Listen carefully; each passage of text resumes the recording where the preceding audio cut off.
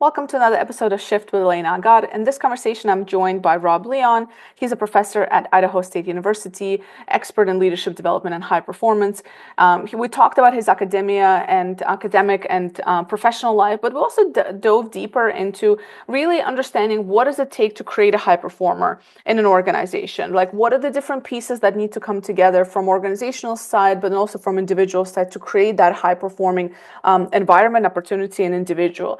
We talk about psychological safety. We talked about the importance of the recruitment process and many other factors that add or take away from that high performance.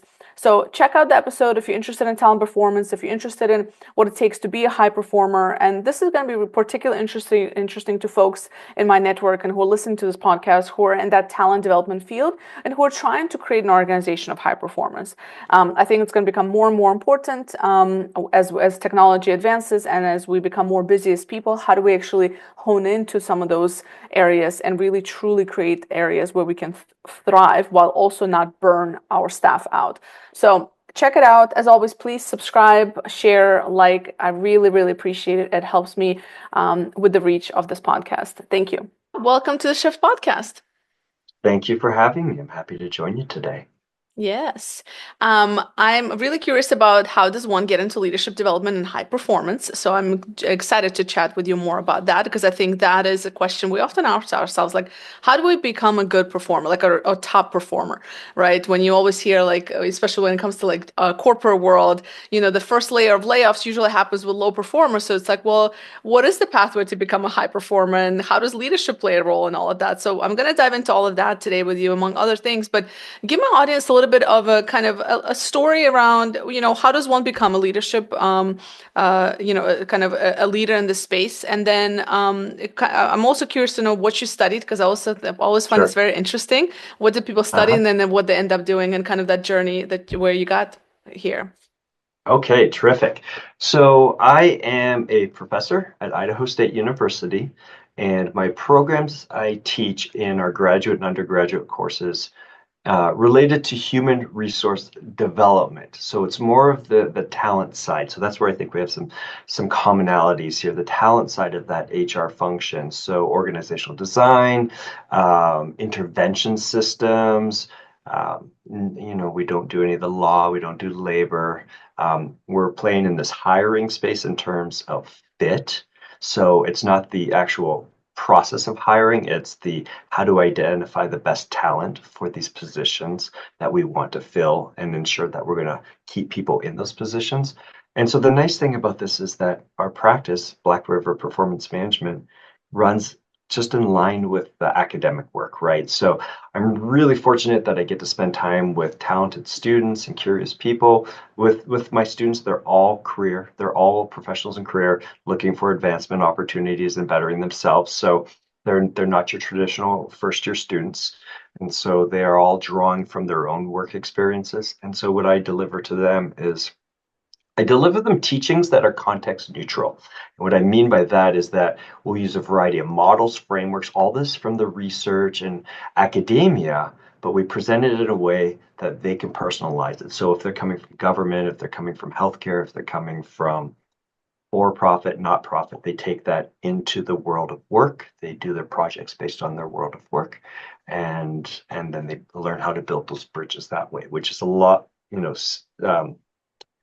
evidence-based wise, it's a lot more successful for someone to build better practices and habits if they could scaffold it somehow. And this is a way to do that so that they're scaffolding the knowledge with experience and they make it real and they make it themselves. And so the nice thing about my consulting work is that it's right along with this. So right now we have a class we're teaching at the university in psychological safety. Common concept that we talk about day in and day out with clients is psychological safety, right? The nuances are different. The application is slightly different because of the purpose of what that work looks like, but they're all both informed by the same type of thought leadership and practices and research that go into those pieces. And so this is a lot of fun for me because it doesn't feel like work. It feels very fluid and that they come together. How did I get here? This is an interesting concept. So when I finished my doctorate, my focus was in improving organizational performance.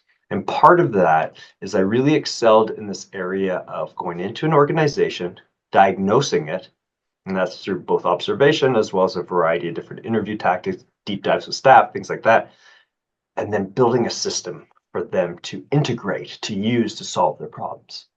Well, over time, I quickly realized that there's a lack of stickiness to the solution because the solution effectively is coming from outside, saying it's kind of like a gift. Here's a gift. Doesn't mean you're going to, say I give you a sweater or something. Doesn't mean you're going to like the sweater or wear the sweater, right? And so I built these systems that were actually nicely designed, but they didn't come off the shelf. Or they came off the shelf, they were applied, but they lost their integrity over time. And so I started to analyze this and work backwards through this to figure out what has to happen in order for us to make these more sticky, to make these good solutions stick. After all, people are spending good money for solutions. And so it's kind of I wouldn't say a failure on my part, but it's, they got what they purchased essentially, but I didn't feel right that it didn't go anywhere to the extent it should have and could have. And so what I realized is that I need to have a better understanding of the psychology of people. And so the psychology of work to figure out how do we take whatever that design is, whether I do it or someone else does it, and create the system to roll that out. And that's where I've been spending my time for the last 8 years or so, is the psychology of work, understanding human behavior, because that helped me appreciate how everyone is in some aspects different, but in some aspects similar. And it helped us to figure out how do we navigate those differences and similarities, those nuances? How are they subject to, say, emotions that come across someone and influence their behavior?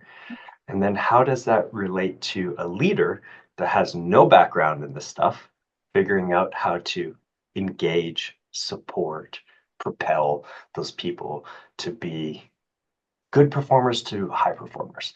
And so now I spend my time much more in terms of what is it that people need in organizations to accomplish those tasks, those mission pieces, those objectives. And we do it through influencing the types of relationships people have, how people integrate, work together.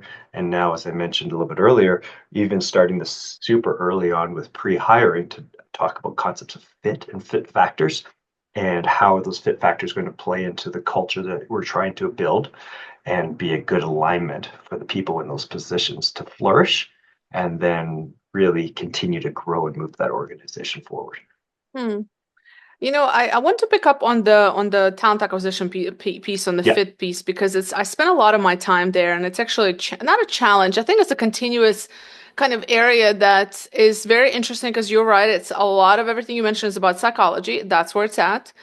But it's also like in the recruitment world, like it's so hard to predict if a people, or maybe it isn't. So this one I'm curious, like how can you predict a good fit, right? Like from just other, like I'm just curious the work that you do because it's something that my recruiters and I talk about all the time. Like, how do we do this better next time? Like, if somebody, they interviewed super well and the yeah, team loved them, and then they go in and it's like, it's just a whole other person. The funny part is that there are some times where you see those yellow red flags, but you're yeah, trying to be like, I'm biased, or, I'm judging this person. And you're like, I am going to put my side. But then when do you trust your gut feeling? yeah, And because, in recruiting, you can't just be like, oh, it's just a gut feeling.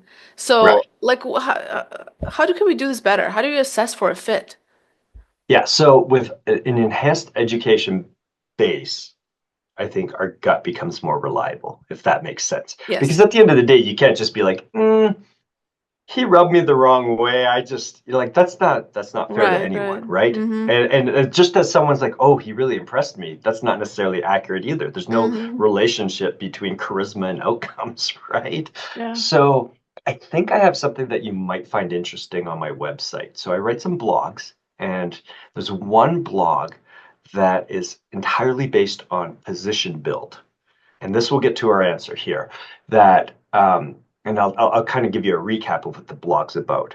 So when I was young, we had Sears shopping stores in my neighborhood. Mm-hmm. And if you're familiar with Sears, they had an annual Christmas wish book that they would put out, that catalog, which had all the toys. And I'm sure there's other stuff in there that I wasn't interested in as a child, right?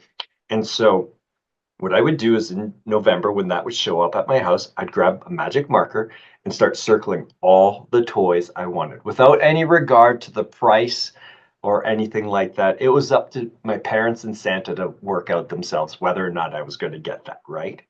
Well, what we've learned through working with organizations is that too often they take that same approach for building positions. That approach violates certain personality and behavioral tendencies. So, an example we see often, someone leaves an organization, they retire or they go somewhere else. So they have a vacancy. We already had a vacancy we were trying to fill. So let's just put those two together and have some cost savings, right? We could merge the two positions and that we could bump their salary up because we're still saving 75% of one of their salaries, right? Well, what happens with that is that if we don't do that with care, and this is whether we combine positions or just even design a new position, if we don't pay attention to the factors, the behaviors, the competencies, that the personality elements that influence the success of that position, we can violate some rules. So for example, we've had a person that left, a PR manager, they left. They were head of PR for this small group. And then we had a financial accounting position open too. The organization decided to combine them, and they went through 3 people in 18 months. Why is that? Because unless the person's a unicorn, there's this outward extroverted promotional side of that PR office, but the tendencies based on the research of accounting and finance is a lot more withdrawn, quieter, introverted. And so they have a different eye for different things. And so what happens is this goes to market and we try to hire someone for that. Now, once it gets in market, we start screening applicants. And you know this better than I do. There's a lot of noise in applications, right? And it's getting worse now with AI because now there's some sort of, they're starting to look the same because they're generated against the job. Mm-hmm. So if we follow some behavioral concepts, let's just use DISC as a concept. If you're familiar with DISC, you have the D, I, S, and C. D and I's tend to be more generally extroverted. S and C's tend to be more introverted, just as a general group. It's not 100%. Well, if I'm interviewing anyone, who's most likely going to be the most impressionable person for this person, for the interviewing committee? Most of the time it's your extroverted people because they're comfortable with the crowd. They might be a little bit charismatic. They're sociable. They may or may not be warm. But what we find is when we really look at, interview proficiency in terms of impression and impression management, we're finding these extroverted people are interviewing better and impressing people more than the introverted people. And in many instances, they're getting priority over pick than the person that's actually a better fit on paper and experience-wise for the position. And so it's a real complicated manner there that we need to kind of manage this, right? So on the talent acquisition side, you're screening, you're reviewing, you're interviewing. Add an element of some psychometric assessments to that as a perspective coming in to this position, right? So in some instances, we could actually build positions. So the position's built, and then we identify the skills, competence, behaviors needed for that position, and then we can go out and try to screen for that a lot better. And so I feel sorry for the struggle because it is a struggle in some instances to try to take a job description and some ambitious talk from an organization to say, go find me the best person you can find me. And there's a lot of uncertainty in between amid that entire interaction. And so there are ways that we could tighten this up, we can clean this up, we could integrate fit factors from the organization as it relates to the position, we could integrate fit factors as it relates to the culture, the espoused culture, and then we can build our screens to reflect those things to get to the bottom of them. But then it also speaks to the robustness of that screening, right? Think about personal references. That's a tough one because the person's including references in many instances that are either supportive of them or potentially want to get rid of them. So they're very pro applicant, right? Some firms go off whatever they want to find references. That's going to be a much more telling and true aspect of what you're looking at in terms of that candidate's ability, but it's also in some instances like a needle in a haystack. Who do you connect with, and how can you find someone that I worked with 8 years ago at my last university or something like that, right? So I think there's a lot that goes into it, and I think you have one of the hardest jobs out there as it relates to creating a successful experience, both for the candidate as well for the organization. And there's a lot on the line there. Yeah, no, a lot of interesting points. I like the assessment part of it for sure. But then I see like the also the challenge with that for some organization. I see some organization use it, but that they don't use it in the existing staff. And in order for you to like, you can't have a bunch of people that are like all D's, for example, or all I's Right. if we're using the disc, right? So there's Right. that piece, but it is useful. I personally have gone through interviews myself where, I mean, I would take like assessment after assessment for just the same company, I know. and they're so intense about it. So Yeah. I do believe in, right, waiting for the right hire. Unfortunately, we're not always able to do that. But it's tough. Yeah, it's definitely tough work. And the other piece you mentioned is around references. I don't take references. If your reference is coming from you, I don't trust it. Yeah. I'm sorry. Right. Exactly. Respectfully.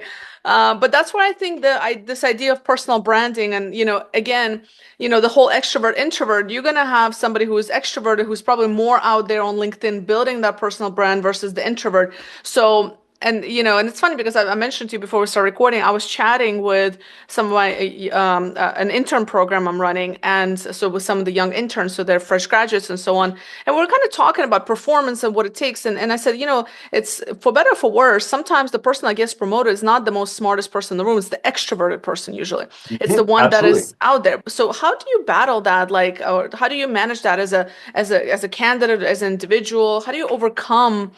Or maybe as a leader, how do you make sure that you're not missing on these great introverts? Mhm. Just maybe talk from these different perspectives.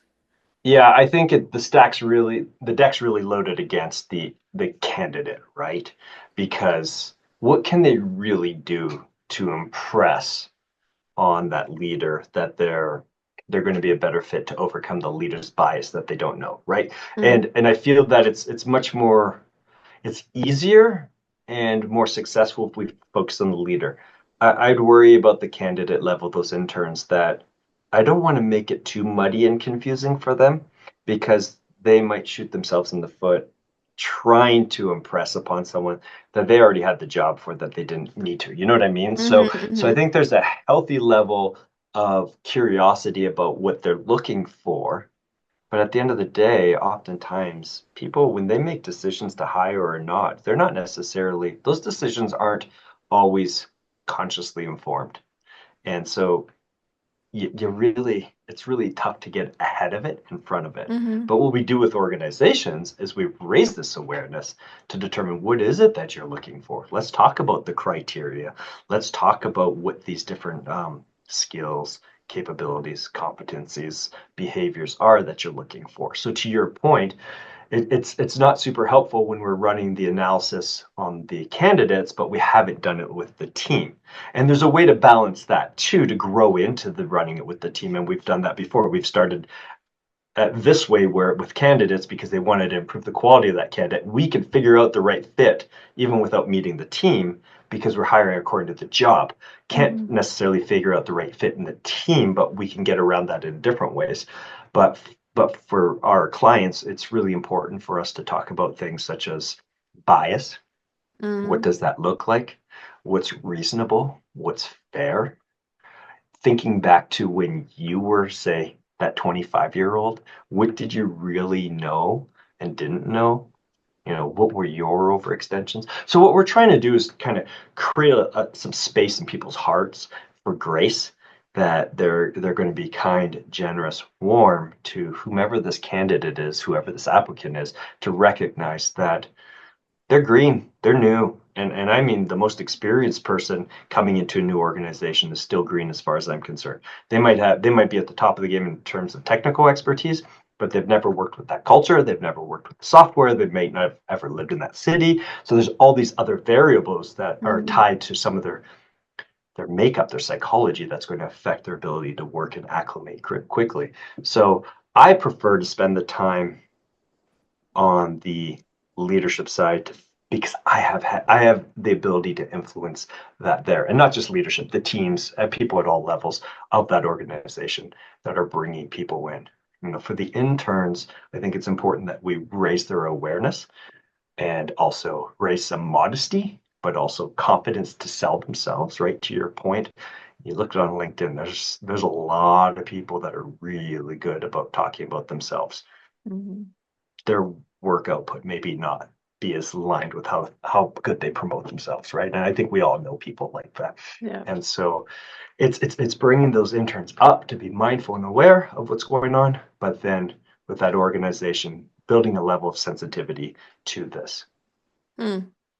No, that's interesting. And and I always have a soft spot for the introverts. And when I do my screens, like I try to my best to like pull things out of them, Mhm. but I'm curious, when it comes to whether it's recruitment or somebody who's listening who's a leader right now and who's like, I want to have all high performers. So Yep. is there like a perfect percentage of high performers that you can have in your company or on your team? Yeah, like, is it possible? Or do you just need mediocre performance on your team? And how, like, or maybe, because I have some people, some hiring managers are like, I just want high performers, and that's all they want. So let's start with language, right? This is one of the complicating factors of our existence in the workplace. We don't necessarily share the same opinion or definition of the term high performers. So what is it that they're actually looking for? Because I don't know what to do with that language, right? I know Mm-hmm. what I think a high performer is, but my 40-something-year-old mind is a different framework of high performance than I was at 25, Mm-hmm. which is most True. likely different than yours, and then most Mm-hmm. likely different than the CEOs, right? Mm-hmm. So let's just break this down in terms, think of it like a Lego house. What are the blocks we're looking for to build this high performer? Mm-hmm. Once you help me understand what those things are, I can now run with that and identify who has those and what they're looking for. Here's the problem with a lot of high performance talk, and so I've done some research as it relates to preference to hiring athletes, and this is true with that too. For people that are looking for high performance, and this isn't everyone, I'm not slating everyone together, but also looking for athletes because they believe they perform better, they're better time management or stress. I get into that. It's often tied to a bias of how they see themselves. And what I'm trying to say here is that I played basketball and I'm a good worker, and because I played basketball, I'm going to give preferential treatment to sports athletes. And if you're a basketball former athlete, then you get even better treatment. And Mm-hmm. I'm not saying that's a practice that we should be doing.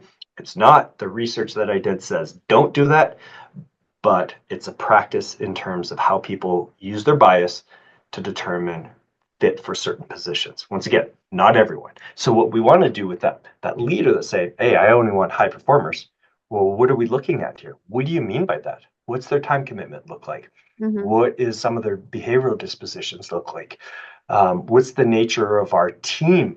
Are we a team-based approach where we have more collegiality, or are we more individualist approach and we're driving in that line? Because those have two different implications in terms of who's going to go into those positions. A more collegial group is less necessarily competition based and competition motive, and less potentially self-centered than the other person.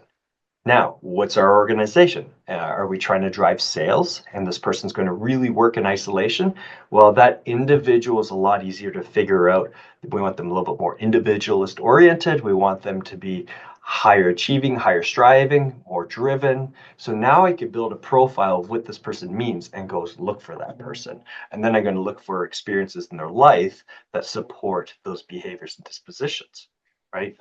I would consider myself a high performer, but I'd probably interview so bad right now because I grind and I work hard, but I'm also at this point in my life where I'm looking for peace and balance. And it's not that I need a short day to have balance. I have very long days, but my mindset's somewhere different than a 25-year-old that's trying to drive, that's trying to Yeah. earn commissions, that's trying to build a life. Does that make sense? Yeah, I think it's an excellent, yeah, I think it's an excellent point. And I totally agree. I mean, I tend to have my biases around people who either come from military background or athlete background because they have the resilience. And like when I look for candidates, it's something I do recognize because we in this, and I'm curious your opinion, but in this day and age with so many changes, I feel the biggest challenge we have is managing all this change and managing the mindset. And I think Hmm. half of my work and talent development is like, how do I help people maintain sanity in this changing world and uncertainty? I'm in DC at metro area, so it's like there's a lot of changes happening for a lot of people here, and there's this collective anxiety in some industries, So it's like, and I feel like half my job is just managing people's emotions, like you started off these conversations, and it's like it's the psychology. So, and it's an excellent point because I mean, I'm aware of it, but I struggle with it for sure. Hmm. Yeah. Yeah, it's Mm. very real. It's very true. And yeah, I don't know if you have a certain spot you want me to respond to in there because there's so Yeah, much you just no, said that's just so no, true. maybe just that acknowledging that it is true. So I'm like, I'm not Yeah. crazy, am I? Like that No, I you're have, not you know what I crazy. mean? So like it's normal to be in this situation because I think that's what people mistaken around talent development, talent acquisition. It's like it's not a straightforward that we are in a business of people, and you Yep. again, like when you said in the beginning, it's all about psychology. It truly is. Like I feel like unofficial therapist at times, and I have to like draw Yep. the line, right? Like I'm not a therapist, Yeah. and at the same time, it's like, you want to be fair to the candidates and everybody else, but then you have all these different pressures, and I think it's definitely not an easy spot, and I think that recruiters get a bad rap because and just talent acquisition folks when in this time I think we're the ones kind of holding the raft for a lot of people as they go Yeah. through this. But I'm curious, in the work that you've done, what are some, we talked a little bit about those characteristics around, high performance, but when it comes to leadership, like how can like what is the characteristic right now that a leader needs to have with these changing times, with these uncertainties? Because I feel like it's hitting every sector in general, from AI and automation, all those things. Like, how does one stay afloat as a leader? Sure. So the two that you've probably heard already are agility and self-awareness. Because if I'm self-aware, I have a better monitor of what's happening and how I'm affecting, say, the mood of the room. Mm-hmm. The item you probably haven't heard much about because no one's talking about it, it seems like, is consistency. I think leadership consistency is essential. That whether it's crisis or happiness, mania, all sorts of things, when your staff, your team members can understand how you're going to respond to both the good and the bad, it's empowering to them. Mm. It gives them a sense of how you're going to react to both good news and bad news. And despite everyone's good intention, because I really do people believe that people are trying to do the best work and to do a good job, mistakes happen.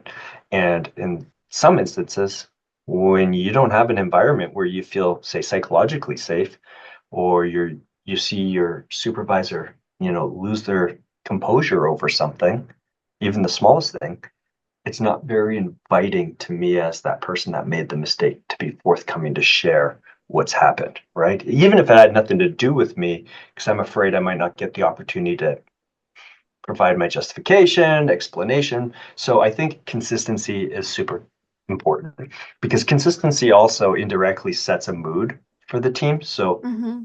as you talk about, really interesting times right now, especially in that market as well as throughout the US, right? So if I can maintain better composure, consistency, I can offset some of the stress that people are adding to situations, right? Because sometimes we generate further stress through confiding in each other, right? So something that started as maybe venting eventually builds momentum and becomes a reality, a self-fulfilling prophecy, right? And so we as leaders we can influence that by how we carry ourselves and then how we reach out and engage people one-on-one when I am seeing that they need some support, they need some perspective, they need a pause or something like that. Hmm. How do you manage yourself in this? You mentioned, that you're at that time where you're like balance is important. I feel like I'm still starting slowly to go that route. I was a very like hustle mode most of my career so Yeah, far, and I think I'm in a place where I'm like, you know what, I need to just, I don't have to go 110 every day. 100 will be good. You know what I mean? It doesn't need to be yeah. full on. So, but I've also implemented some habits and routines around that. So, how do you manage yourself in this time? Obviously, being a professor and then running your own consultancy firm. I really work to make sure I have some peace. And what is peace to me? There's a variety of different things. I love water.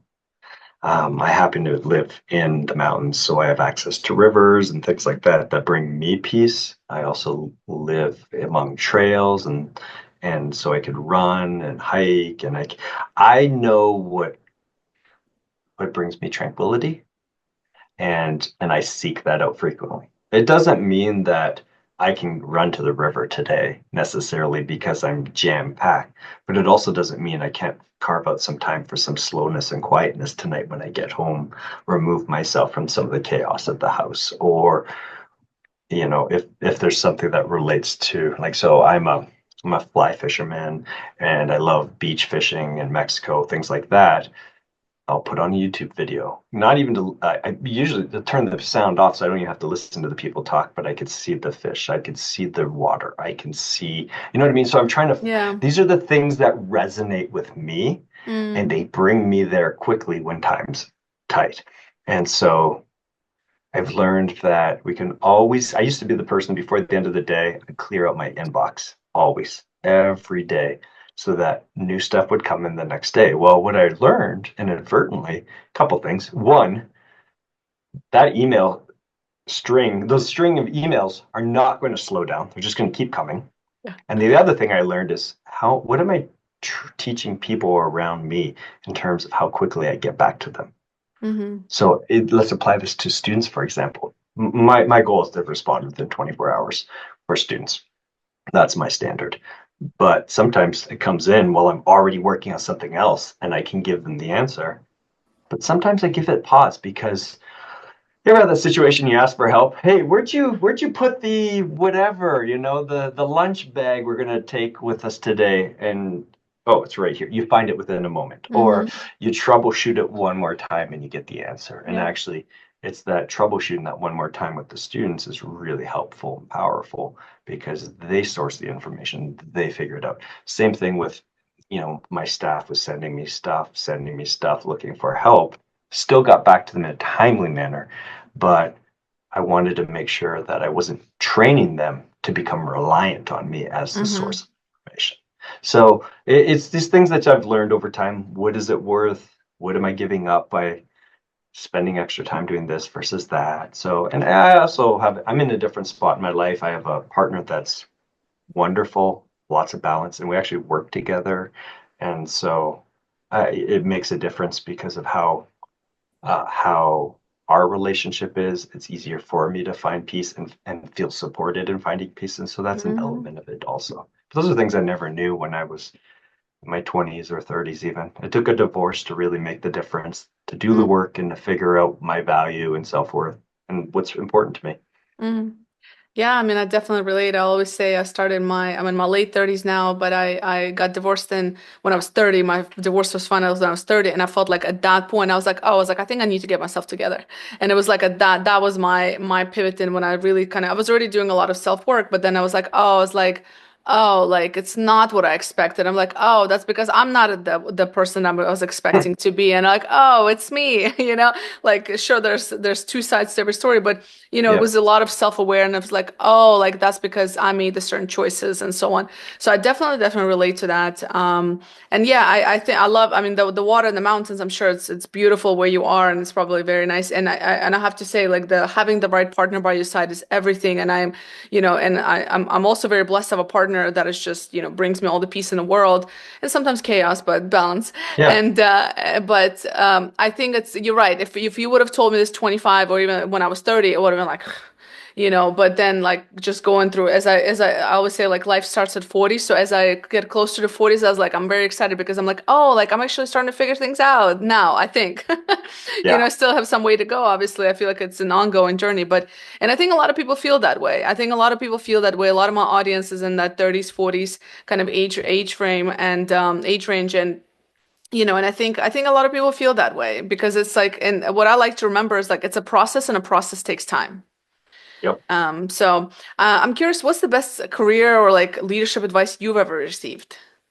Can I pause on that and go Yeah, back to please, one of the please. other things we were talking about? So now, how do we take, let's consider it wisdom, right? Because Mm, we've done the work, and how do we translate that to 25-year-olds that are in that internship position that are mm, looking for being high performing? Because that does not align well with a high performing framework from many people's point of view.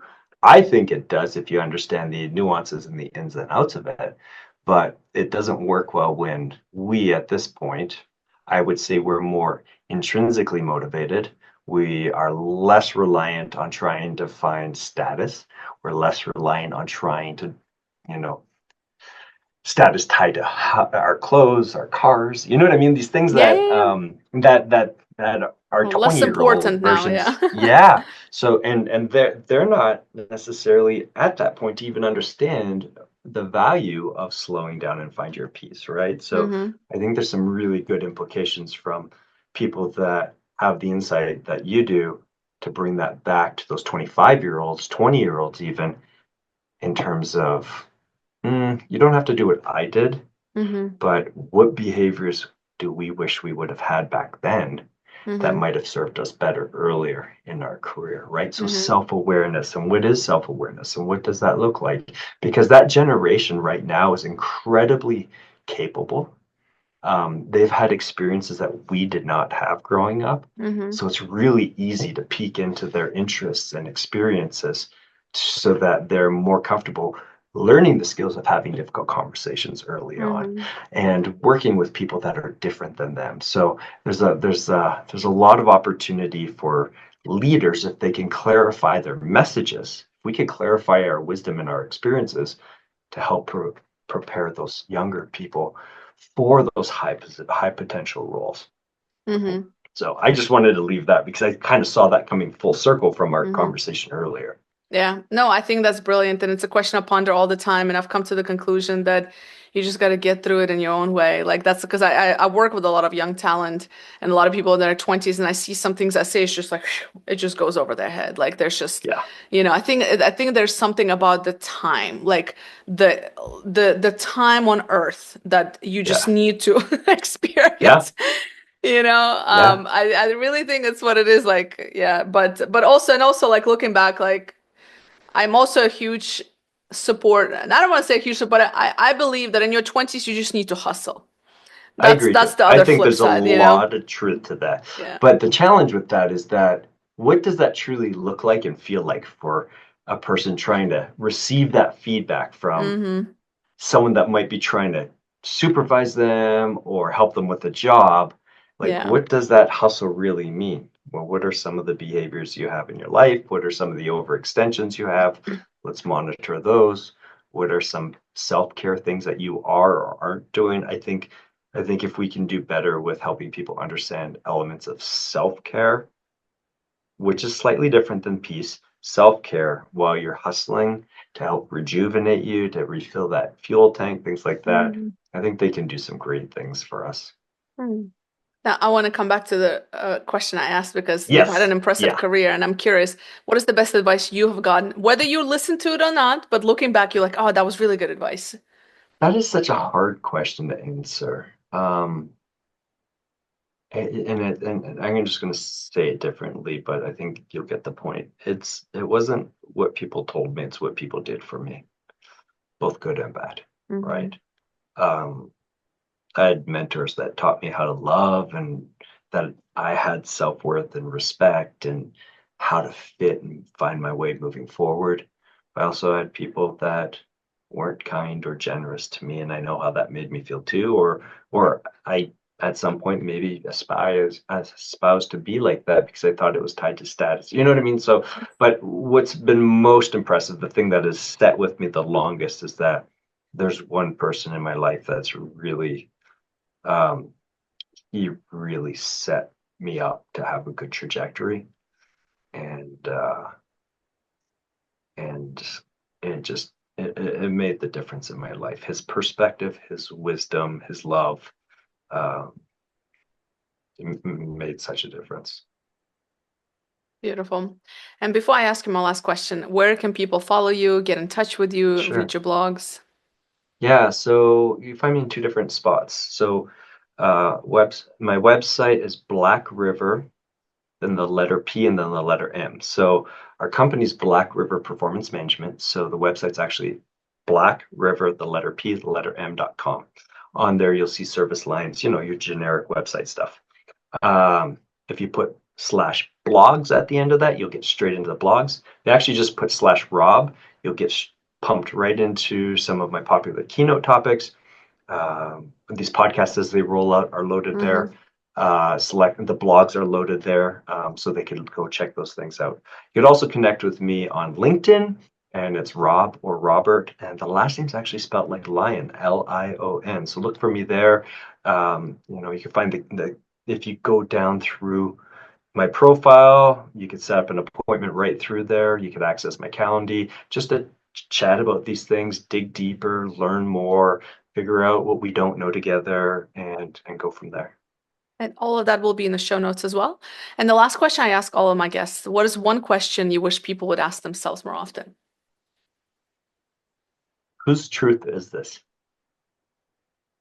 So our company, if you go into, we actually have a models page, and on our models page, we have 4 tenets listed in there. And these are some grounding elements where we try to get people of the mindset ready to do what we want to do with them. And one of the tenets is perception does not equal reality. Even though we've been raised and taught that our perception is our reality, and arguably there's some truth to that, but the more we learn of our smallness in this world, I think it's important to recognize that there's a lot of stuff going on with or without us. And and this is our life. And what are the stories am I telling myself? And is that actually the reality? Whose Mhm. truth is it? Beautiful. Rob, thank you so much. Thank you for your time.